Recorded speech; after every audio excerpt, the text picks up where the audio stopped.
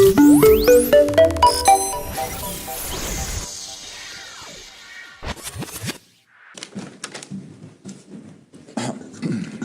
and gentlemen, good afternoon. We are starting the press conference of the Vilnius Summit. Allow me to introduce the participants. President of Lithuania, Gitanas Nausėda, President of Poland, Andrzej Duda, President of Ukraine, Volodimir Zelenski, President of Romania, Nicușor Dan, Prime Minister of Denmark, Mette Frederiksen, and NATO Secretary General, Mark Rutte. Let me note that at first, the leaders will deliver their statements, and afterwards, you will have the opportunity Буде можливість задати запитання. I will now invite the President of Lithuania to begin. Mr. President, the floor is yours. Good afternoon. The Vilnius Summit of the Bucharest 9 and Nordic countries has concluded. This year we are celebrating the 10th anniversary of the Bucharest 9.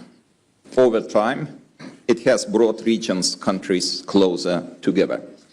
And I am sincerely grateful to Poland and Romania for this initiative. Today's meeting, with the participation of our Nordic allies and Ukraine, highlights the growing pressure on NATO's eastern and northeast flanks and our collective efforts to address them. Given the full complexity of the present situation, I am particularly glad to welcome here in Vilnius the NATO Secretary General Mark Rutte and the President of Ukraine, Volodymyr Zelenski. In the face of the Russian threat, we must unify our efforts across the High North, the Baltic Sea and the Black Sea. Also today, during the first session, we discussed extensively the preparation for the upcoming NATO summit. Our meeting in The Hague will present a great opportunity to continue building a stronger and better prepared alliance along the lines set in Madrid, Vilnius and Washington.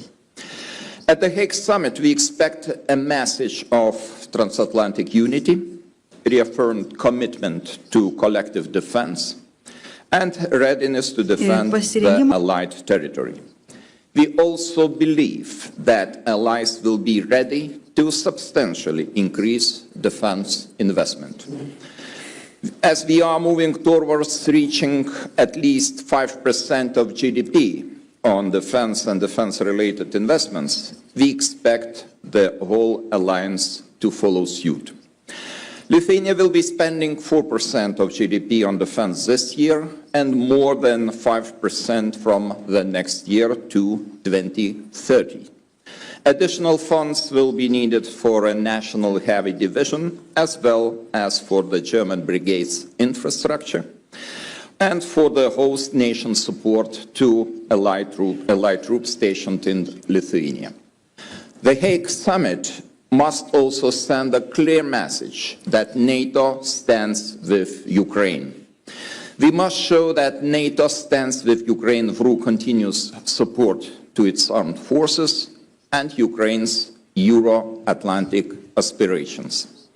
In the coming months, one crucial objective will be to substantially increase military support to Ukraine, to ensure deterrence on the ground and to prepare conditions for the future negotiations on peace.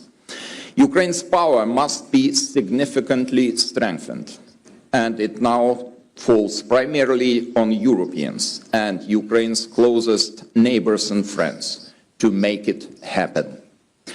Ukraine also needs our investments in its defense industry.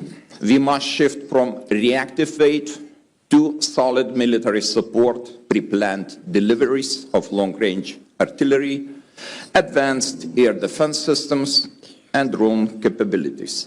We'll still need progress on enhanced EU military support to Ukraine, with the whole goal to supply them with 2 million large-caliber shells. In times like these, unity is most important. Together we are strong, and I am happy that we had very productive, frank conversation with our closest friends, and I hope it will be very helpful looking forward to the Hague Summit. Thank you. Thank you, Mr. President. I will now invite President of Poland to continue. Excellencies, ladies and gentlemen, I would like to start by thanking my friend, President of Lithuania, Gitanas Nausėda, for organizing this year's Bucharest 9 summit in the wonderful city of Vilnius. I'm also very pleased that NATO Secretary General Mark Rutte and the President of Ukraine, Volodimir Zelenski, participated in our deliberations. Moreover, I'm glad to emphasize the involvement of representatives from the Nordic countries in our discussion. This is indeed an important step towards building an integrated northeastern NATO security space. The upcoming NATO summit in The Hague will take place in only 3 weeks, so this is an excellent moment to discuss our expectations ahead of this very important gathering. Ladies and gentlemen, we all know too well that we are facing critical threats and challenges from Russia. In response, we have to make NATO stronger, but also fairer. Having in mind Russian full-scale invasion of Ukraine and its aggressive attitudes towards the West, we must do everything to develop appropriate instruments that will deter the Kremlin's neo-imperial ambitions, especially here on the eastern flank. That is why our talks focused primarily on the urgent need to increase defense spending and on developing the production capabilities of national defense industries. I would like to recall, even before last year's NATO summit in Washington, I proposed to raise the defense spending by NATO members to the minimum level of 3% of their GDP. 3 months ago, I submitted to Secretary General Mark Rutte a request to raise this issue in The Hague. And today, I'm glad to see that we all agree on that and that our ambitions are even higher, up to 5% of GDP on defense. We hope that the allies will follow into our footsteps. Another key element of our discussions was strengthening the transatlantic relations and the strategic alliance with the USA. Among our partners in the region, there is a widespread understanding that Europe must take greater responsibility for its own security. But it is critically important to do it not by following mirages of European autonomy, but in close cooperation with the United States. We also had an opportunity to exchange information with President of Ukraine, Volodymyr Zelenski. During our conversation, we addressed very important issues regarding further support for Ukraine in its fight against Russia. Continuing our assistance to Ukraine in various domains, military, political, and humanitarian, is critical to security in Europe and is Ukraine's integrations with Europe and Euro-Atlantic structures, including NATO. Ladies and gentlemen, for me, today's meeting had a special significance, and it was my last opportunity to speak at this forum as President of the Republic of Poland.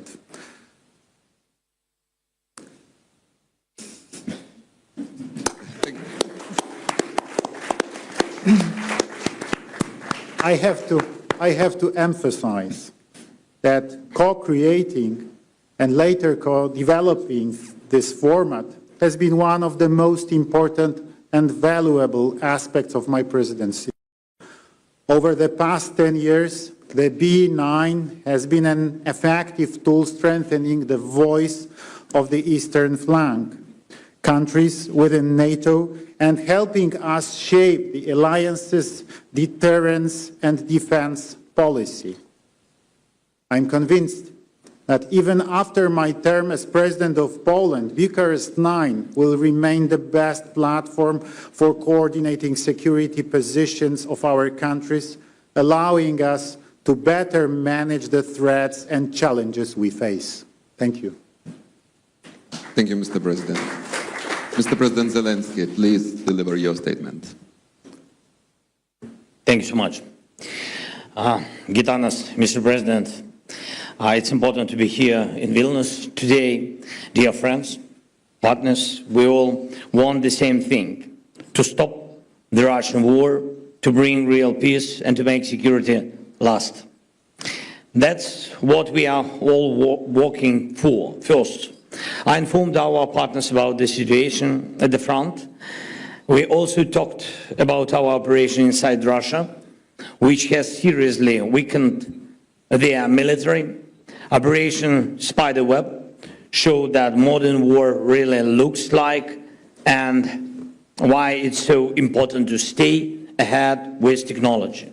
All our joint investments in drone production, all our shared battlefield experience, everything we are doing together with our partners, it's making Europe stronger.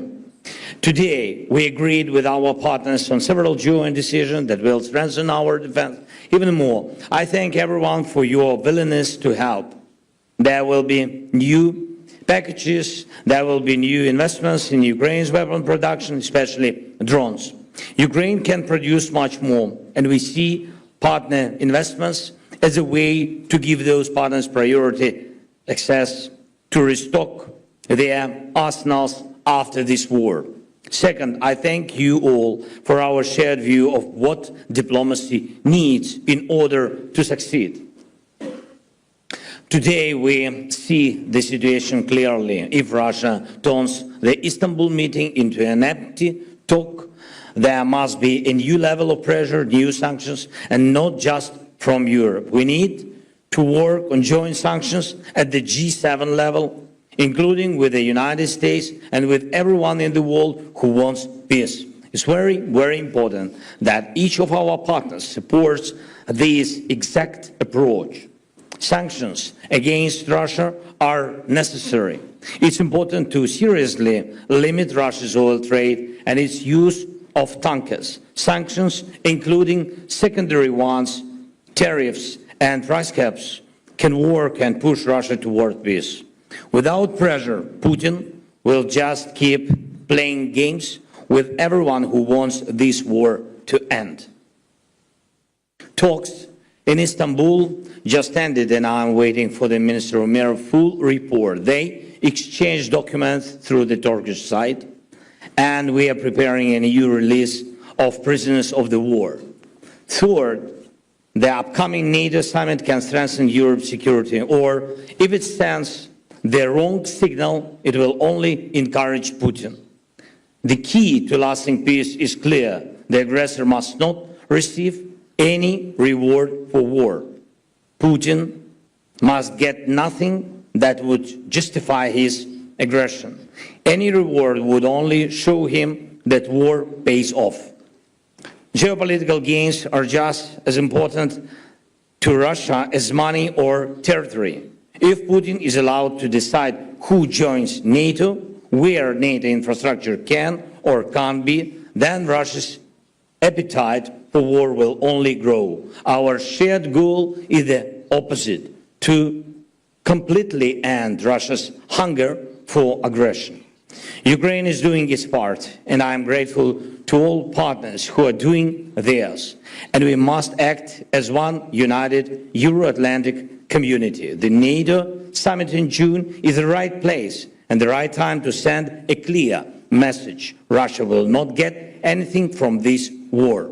Strong decisions are needed. Decisions for Europe, not for Putin. We all need to work together to make this really happen, and it's doable.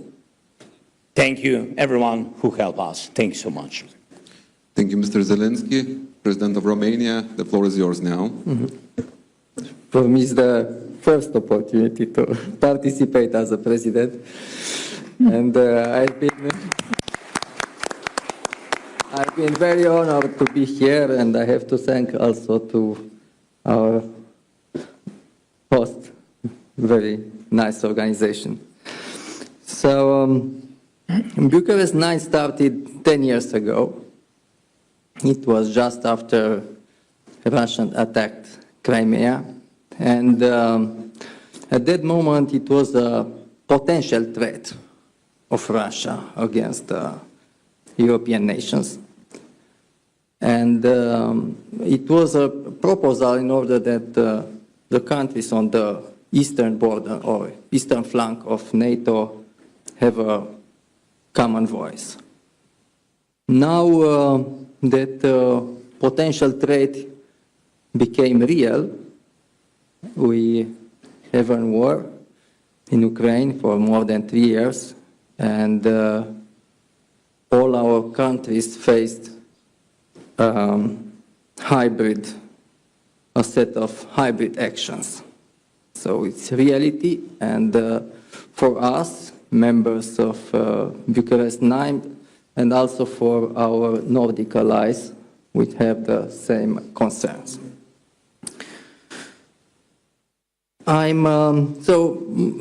As you know, most part of discussion were in order to prepare the Hague Summit, which will be in three weeks from now.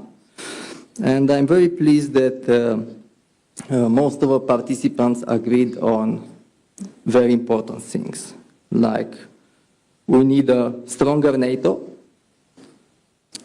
we need a stronger transatlantic connection, we have to not only to increase our expenses in defense, but also being able to produce military equipment in order to protect ourselves. And also that, as I said, the threat is not only classical military, but it's, we have very important hybrid actions against our countries. I'm also very pleased that all the participants agreed that we have to continue to support Ukraine.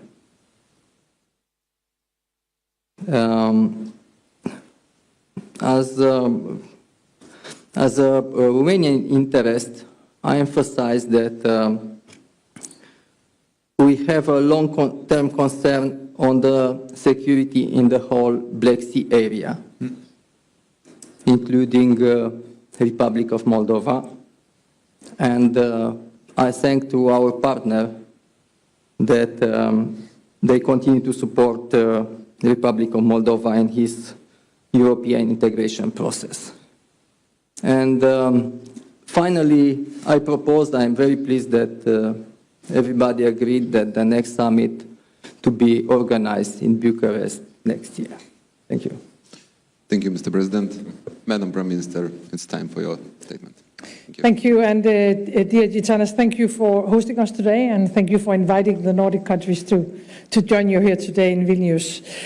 Today's meeting has been about one thing and one thing only: the security of our countries and the security of our continent, deterrence and defense. The threat from Russia against all of us is real and it is serious. Russia is continuing the war in Ukraine. Putin is talking about peace during the day and bombing at night. We see a more aggressive Russia approach in the Baltic Sea region. And it is assessed by the Danish Defense Intelligence Service that Russia sees itself in conflict with the West and is preparing for war against NATO. It is therefore crucial that we take bold and necessary decisions at the NATO summit in The Hague in only 3 weeks from now. In my mind, and what we have discussed today, there's only one way forward.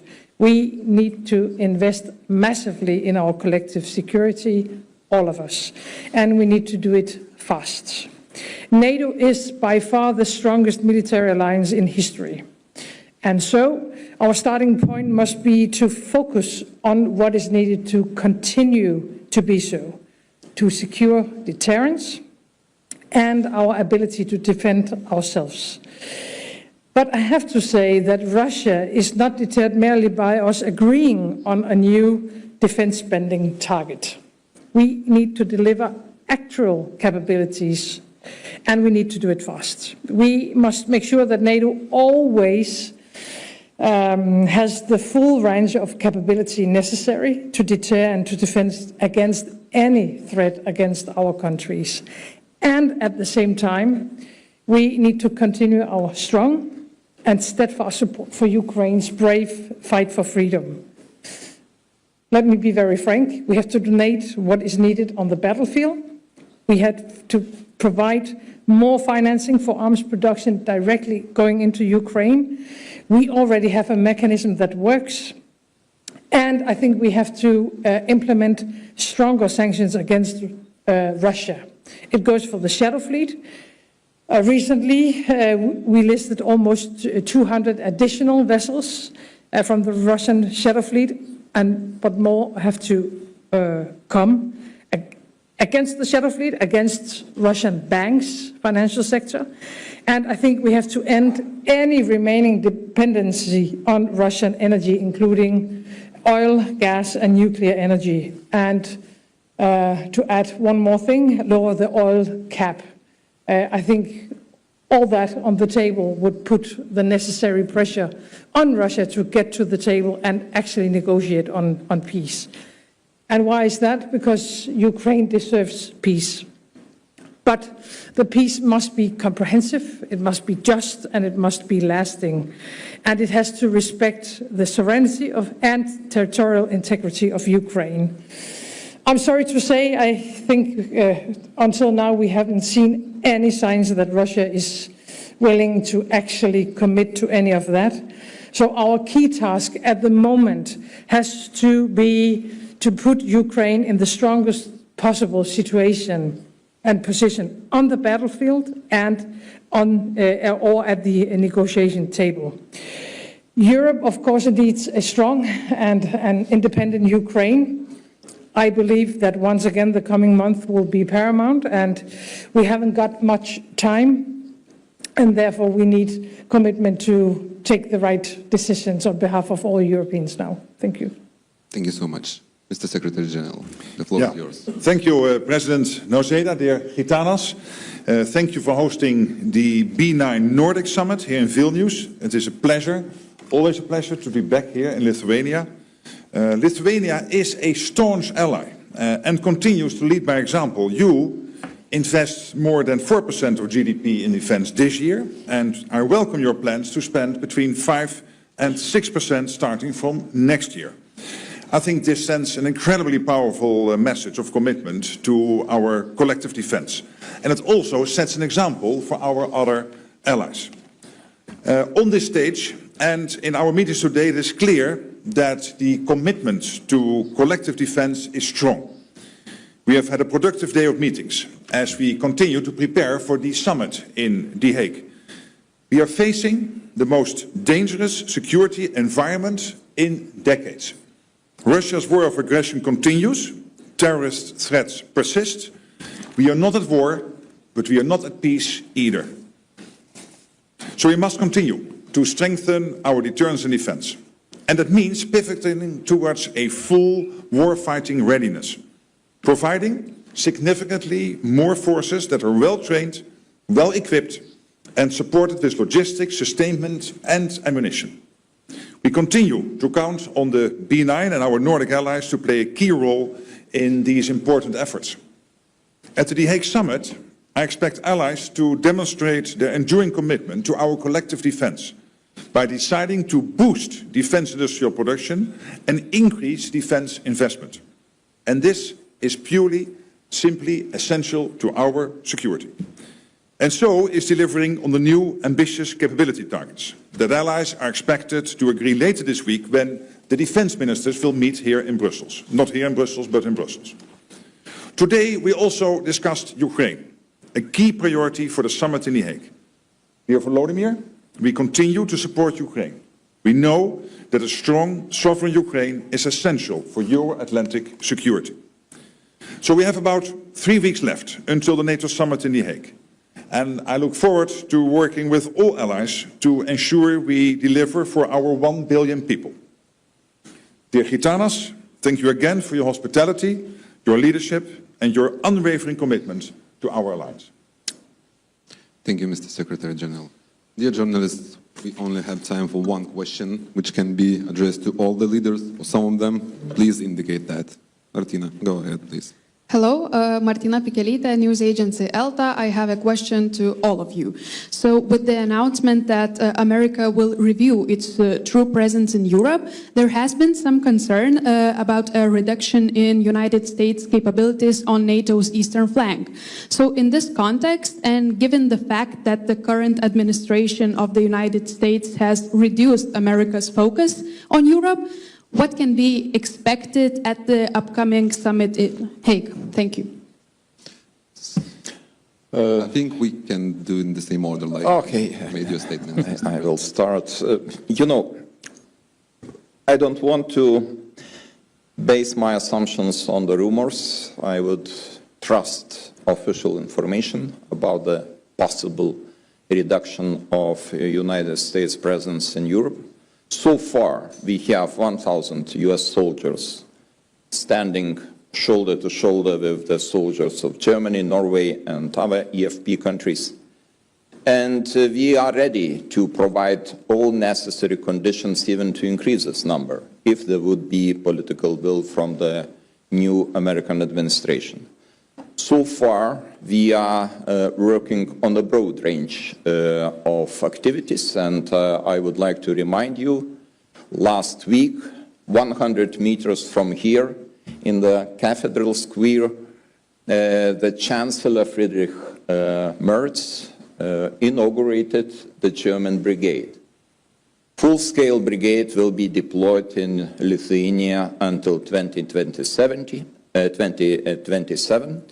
And we are progressing on the all necessary infrastructure for German soldiers here. And those are my assumptions right now. So we are highly interested that United States focus on Europe remains, because this is a very important element of our collective security. And I hope that the Hague Summit will bring very positive news to this field. Thank you. Mr. President Duda, what would be your answer to the question?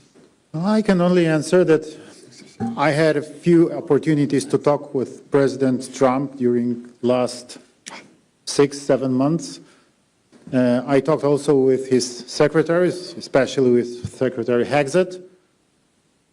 And I have no information about any ideas of withdrawing American military forces, US Army forces from our part of Europe, from eastern flank. So this is my answer. President Zelensky, can you please give your views, or you can just... He refers to me now. No, but then maybe we should... About can NATO, switch it's as important to hear from you. Okay, no, but let me be very straightforward here. Since January, I get 2 questions from European allies. Question 1 is the US still committed to NATO? The answer is yes. Committed to NATO, committed to Article 5, and this has been many times repeated by President Trump in many meetings. So my only suggestion to many European colleagues is put on your television so that you can hear him say this. Don't ask me, he's very clear about this. But there is an expectation. The expectation is that we are going to spend more, because we need to spend more for our defense, but also it is because it is fair to equalize our spending with the spending the US is doing currently. Second question, but then they will stay, Mark, but they might withdraw their troops all of a sudden. And exactly as President Duda is saying, there's absolutely no indication of this. What we know is that the US, next to Europe, of course, also has to take care of the Middle East, has to take care of the Indo-Pacific, and it is only logical that over time, as we are building up, that the US will pivot somewhat more towards Asia. But I am absolutely convinced that also in the long term, there will be a very strong conventional US presence in Europe, next to the nuclear presence, the nuclear umbrella, our ultimate guarantor of our freedom. There will be a very strong conventional presence of the US in Europe. There's no doubt about it. Now, basically referring back to what 2 other speakers have been saying. Thank you. President Zelensky? I agree with Mark. Good answer. President of Romania, please. Yes, so first of all, the United States presence in the eastern flank of NATO is extremely important for us, for all of us.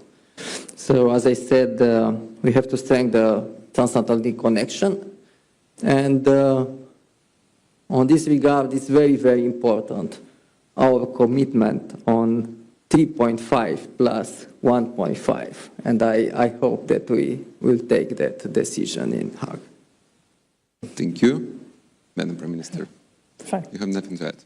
All right, so I would like to thank all the leaders. I would like to thank all the journalists. So much. Our press conference is over. Thank you. Thank you. Thank you. Thank you, dear friends.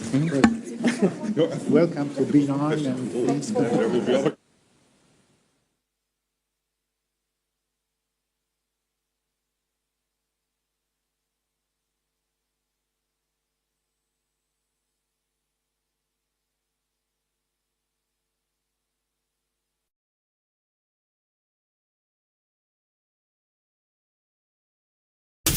Thank you.